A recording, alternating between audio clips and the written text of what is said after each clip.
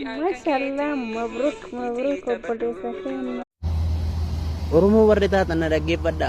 Heerii walii godha. Ilma dhiiraatu rakkatee jiraayi baay'een rakkadhee jira. Namoonni Oromoo taatan na bukkee dhaabbadha.